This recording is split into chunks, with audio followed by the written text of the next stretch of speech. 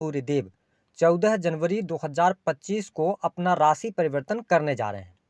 तो सूर्य के राशि परिवर्तन का प्रभाव कन्या राशि वालों पर किस प्रकार से पड़ने वाला है, साथ ही सूर्य के राशि परिवर्तन से अगले 1 महीने में आपके जीवन में किस प्रकार की परिस्थितियों का निर्माण होगा, विस्तार से हम जानेंगे।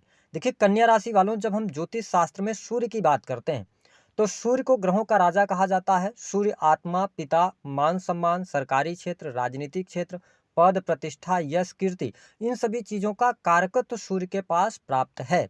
इसके अतिरिक्त यदि देखा जाए तो सूर्य जब जन्म कुंडली में बली अवस्था में होते हैं तो व्यक्ति का आत्मविश्वास चरम पर होता है। साथ ही सरकारी क्षेत्र में बहुत अच्छी सफलता व्यक्ति प्राप्त करता है, राजनीतिक क्षेत्र में उसको उपलब्धियां प्राप्त होती हैं। और जैसे ही 14 जनवरी 2025 को सूर्य देव मकर राशि में प्रवेश करेंगे तो इसे हम मकर संक्रांति के भी नाम से जानते हैं। और देखिए जब सूर्य एक राशि से दूसरे राशि में जाते हैं तो उसे संक्रांति के नाम से जाना जाता है, लेकिन जब सूर्य 14 तारीख को मकर में जाएंगे तो मकर संक्रांति का पर्व भी इसी दिन मनाया जाएगा। ठीक है। दूसरी बात यह है कि सूर्य यहां पर जब गोचर करेंगे, ये धनु राशि से निकलेंगे और मकर राशि में जाएंगे, तो धनु राशि में जब तक सूर्यदेव गोचर कर रहे थे तो खर मास चल रहा था, लेकिन 14 जनवरी के बाद खर मास भी समाप्त होगा और शुभ कार्य भी आरंभ हो जाएंगे। तो आइए जानते हैं कन्या राशि वालों, नए वर्ष में यह जो राशि परिवर्तन हो रहा है यह आपके जीवन में क्या खुशखबरी लेकर आने वाला है। तो देखिए जब हम सूर्य की बात करते हैं तो आपके लिए सूर्य देव जो हैं ये योग कारक प्लेनेट नहीं होते हैं। सूर्य 12वें भाव के स्वामी होकर आपकी राशि से पंचम भाव में गोचर करेंगे। देखिए पंचम भाव में सूर्य देव गोचर कर रहे हैं और ये अपने शत्रु राशि में जा रहे हैं, लेकिन अच्छी बात यह रहने वाली है कि देवगुरु बृहस्पति की दृष्टि आपके पंचम भाव पर पड़ रही है, यानी सूर्य को देख रहे हैं देवगुरु बृहस्पति। ऐसी स्थिति में यह समय आपके जीवन में बड़े बदलाव लेकर आने वाला है। विशेष तौर पर ऐसे लोग जो विदेशी भूमि से जुड़े हुए हैं उनके लिए लाभ की संभावनाएं बनती हुई नजर आ रही हैं, यानी कि इंपोर्ट एक्सपोर्ट के कार्यों से आपको बहुत अच्छा लाभ प्राप्त होगा। साथ ही यदि स्वास्थ्य से संबंधित, स्वास्थ्य को लेकर कोई परेशानी आपके जीवन में चल रही थी तो स्वास्थ्य आपका अच्छा रहेगा, कॉन्फिडेंस लेवल भी आपका बहुत अच्छा रहने वाला है। वही इस समय अवधि के दौरान संतान को लेकर कोई न कोई आपको गुड न्यूज प्राप्त होगी। इसके साथ में प्रेम जीवन की जब हम बात करते हैं तो प्रेम जीवन में थोड़ा बहुत उतार चढ़ाव का आपको सामना करना पड़ेगा। हो सकता है कि आप कन्या लग्न या कन्या राशि के हैं तो इस समय अवधि के दौरान प्रेम को लेकर थोड़ा सा ओवर एग्रेसिव आप रह सकते हैं। ठीक है, या बहुत ज्यादा ईगोस्टिक होने से आपको बचने की आवश्यकता है। ओवरऑल प्रेम संबंध की स्थिति बेहतर यहाँ पर रहने वाली है और प्रेमी अथवा प्रेमिका के साथ में क्वालिटी टाइम स्पेंड करने का भी मौका मिलेगा। साथ ही अगर देखा जाए तो यह समय आपके कार्य क्षेत्र के लिए भी बहुत अच्छा रहने वाला है। कार्य क्षेत्र में आपको सफलता प्राप्त होगी। अगर आप नई नौकरी की तलाश वगैरह कर रहे हैं, कन्या लग्न या कन्या राशि के हैं, तो यह समय नई नौकरी की प्राप्ति के लिए अच्छा रहने वाला है।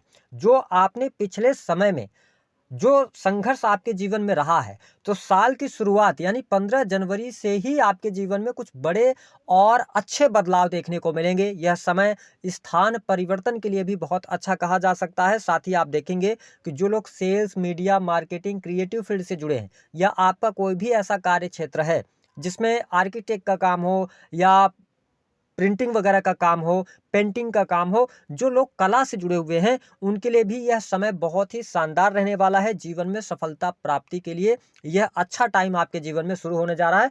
और 4 फरवरी 2025 के बाद देवगुरु बृहस्पति जब मार्गी होंगे तो भाग्य में वृद्धि, साथ ही विदेश जाने का आपके लिए योग बनेगा। जो स्टूडेंट हैं, विद्यार्थी हैं, उनके लिए 14 जनवरी के बाद का टाइम बहुत अच्छा रहेगा। ठीक है, अगर आप कोई कॉम्पिटिटिव एग्जाम वगैरह देना चाहते हैं तो आपको सफलता प्राप्त होने के संकेत दिखाई दे रहे हैं। स्थितियां आपके लिए बहुत ही बेहतर बनी हुई हैं। वही जब हम बात करते हैं दाम्पत्य जीवन की, तो देखिए सूर्य पंचम भाव में गए हैं, साथ ही देवगुरु बृहस्पति 9th हाउस में गोचर कर रहे हैं। तो यह समय 15 जनवरी के बाद आप धीरे धीरे देखेंगे कि आपके दाम्पत्य जीवन में भी अनुकूलता अवश्य देखने को मिलेगी। जो अभी तक पारिवारिक जीवन में कहीं न कहीं से उथल पुथल मची हुई थी या वैवाहिक जीवन में उठापटक की स्थिति थी, जीवन साथी के साथ में अच्छे संबंध नहीं बन पा रहे थे, है ना, या किसी भी प्रकार की मिसअंडरस्टैंडिंग चल रही थी, कोई दूरी बन गई थी, तो आप देखेंगे कि सूर्य देव जैसे ही चतुर्थ भाव से पंचम भाव की तरफ जाएंगे, यानी मकर संक्रांति के बाद से आपके जीवन में सकारात्मक बदलाव काफी ज्यादा देखने को मिलने जा रहे हैं।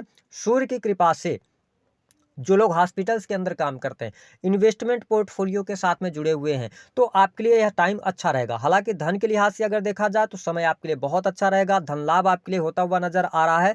कन्या लग्न या कन्या राशि आपकी, तो इस समय अवधि के दौरान थोड़ा सा आपको ध्यान क्या रखना पड़ेगा कि वे वजह के वाद विवाद से आपको बचने की आवश्यकता है ना, लड़ाई झगड़े में ना फंसें तो आपके लिए बेहतर रहेगा। ठीक है, और इसके साथ थोड़ा अपने खान पान को आप नियंत्रित जरूर रखिएगा, क्योंकि जो 15 जनवरी से लेकर जो आपके लिए 15 फरवरी का टाइम होगा ना, इस टाइम फ्रेम के दौरान आप बहुत ज़्यादा लाइफ को सीरियस नहीं लेंगे। आप मतलब बहुत ज़्यादा एंजॉयमेंट के चक्कर में रहेंगे, मित्रों के साथ में आप बहुत ज़्यादा टाइम स्पेंड करेंगे, है ना। कुछ एंटरटेनमेंट के क्षेत्रों में ज़्यादा टाइम स्पेंड कर सकते हैं, तो थोड़ा सा ये ध्यान रखें कि अपने काम जो आपका है वो डिस्टर्ब ना होने पाए। हालांकि बिजनेस व्यापार से आपको सफलता प्राप्त होती नजर आ रही है, चीज़ें आपके लिए बेहतर रहने वाली हैं। वही माताओं बहनों की जब हम बात करते हैं, बहन या माता, तो अगर गर्भवती हैं तो थोड़ा सा ध्यान रखें। सूर्य जब पंचम भाव में जा रहे हैं, जिस भाव में जाते हैं उस भाव को ये जलाते भी हैं। ठीक है, हालांकि देवगुरु बृहस्पति की दृष्टि तो पड़ रही है, लेकिन थोड़ा सा माताएं बहनें थोड़ा सा अपना ध्यान रखें, है ना, अपने सेहत का ध्यान रखें, है ना, डेली रूटीन को अच्छा फॉलो करें, थोड़ा आलस्य करने से बचें,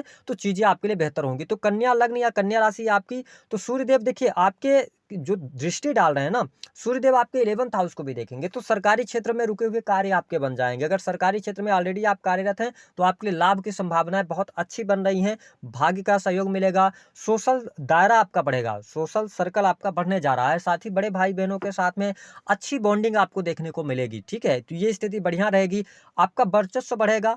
साथ ही जो लोग कंसल्टेंसी से जुड़े कार्य करते हैं, है ना, तो उनके लिए भी अच्छा टाइम शुरू हो रहा है। तो कुल मिलाकर अगर देखा जाए तो सूर्य का यह जो गोचर है, यह कन्या लग्न और कन्या राशि वालों के लिए हर लिहाज से अच्छा रहने वाला है। लेकिन इस गोचर के दौरान एक चीज और आपके साथ में होने जा रही है, वो ये होगी कि आप जरूरत से ज्यादा खर्च कर सकते हैं।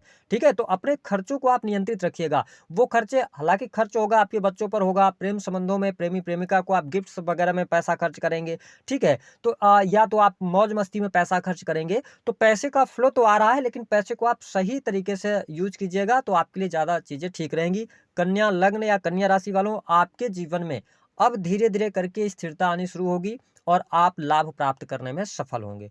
उपाय क्या करना है कन्या राशि वालों, उपाय के तौर पर आप प्रातः काल उठिए, उगते हुए सूरज को देखिए, पहला ये उपाय कर सकते हैं। दूसरा, आप सूर्य भगवान को नियमित तौर पर अर्घ भी देंगे तो आपकी जो नौकरी में समस्या अगर है, बिजनेस में समस्या है, ठीक है, या बहुत ज्यादा आप अपने आप को फंसा हुआ महसूस कर रहे हैं, स्वास्थ्य के दिक्कत है, तो आप धीरे धीरे अपने आप को सेटल पाएंगे और जो समस्याएं हैं वो धीरे धीरे डाइल्यूट होना भी शुरू